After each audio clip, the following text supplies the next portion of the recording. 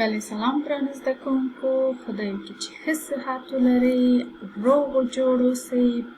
نن بیا شروع کوو خپل درسونو ته. نن د توشداګ اول د اکتوبر. نن د توشداګ لومړی تاریخ د اکتوبر. دلته QR کود لري. دا ویلی د lyssna och ringa in rätt svar. وایي اول غوږ ونیسئ، بیا ورپسې سم جواب حلقه کړئ.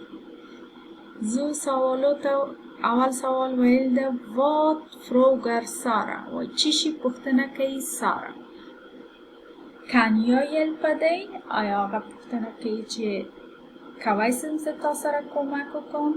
یا هم پوښتنه کوي hur mycket kostar kaffe؟ څومره قیمت لري کافی؟ Vad svarar mannen؟ چی شي جواب ورکوي هغه سړی؟ چی شي جواب ورکوي هغه سړی؟ Det kostar 39 kronor eller kan jag hjälpa dig؟ وایي دا قیمت لري 9 کرونه، یا هم وایي چې کولی شم زه در سره کمک وکړم.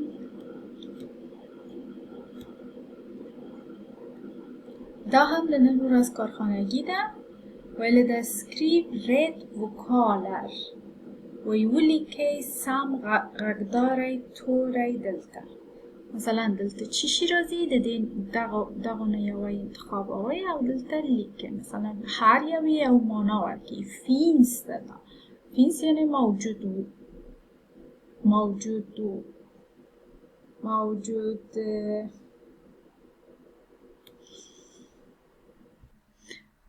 موجود اوسیدلو ته وایي. او دلته هر کیږي، هر دلته معنا ورکوي. eller har شاید بوسی har درلودل ته وایي. har زو مخکې همداسې نور شیان ده. تاسو باید حدس ووهئ چې دا چی شي ده او ډکې کړئ. دا هم د نن ورځ کارخانگی ده. David är på torget. David په توریت کې ده. lyssna och ringa rätt svar. اول وایي غوږ ونیسئ، بیا صحیح جواب حلقه کړئ. Vad köper David؟ چی شي خریداری کوي داوید؟ David köper gurka, tomat, sallad och lök. وایي داوید خریداری کوي بادرنگ، بانجان رومی، کاهو او پیاز. او دلته دا جمله او دا جمله دواړه یو شی ده.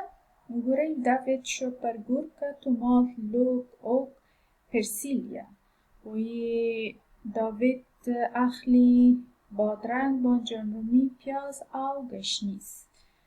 دې کې یو فرق چې ما پیدا کړ، دلته وګورئ کامه نه لري او دلته کامه لري. یوې صحیح ده، یوې غلط ده. صحیح تاسو هلته کوئ. hur mycket kostar det؟ څومره قیمت لري دا؟ 53 kronor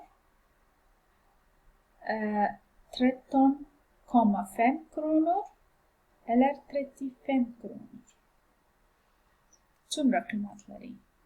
hur betalar David؟ څنګه پیسې ورکوي داوید؟ med kort کارت سره، kontant نقد پیسې، med swish یا هم موبایل کې لیږي.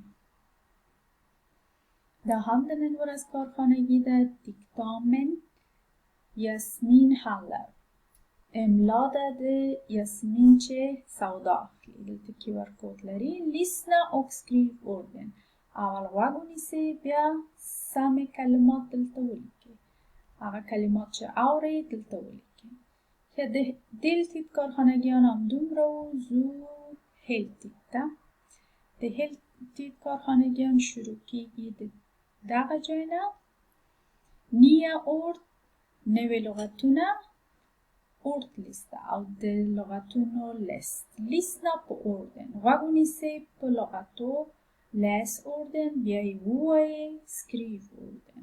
بیا یې ولیکئ. اول دلته غوږ نیسئ، بیا یې خپله وایئ.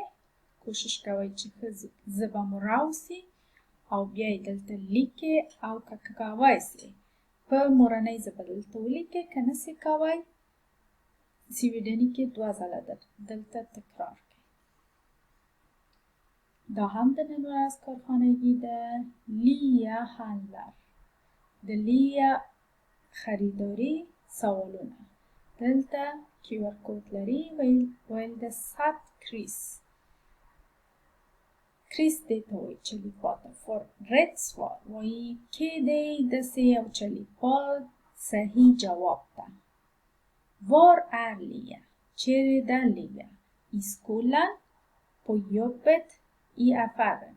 مکتب کې، په کار کې، په مغازه کې. Vad handlar Lia? چی شی خریداری کوي لیا؟ Mat, kläder, medicin. ډوډۍ، کالی یا هم دواګانې. Hur mycket kostar det? څومره قیمت لري دا؟ 57 kronor, 75 kronor, 70 kronor. کومې صحیح ده؟ هغې کې یو کریس دی.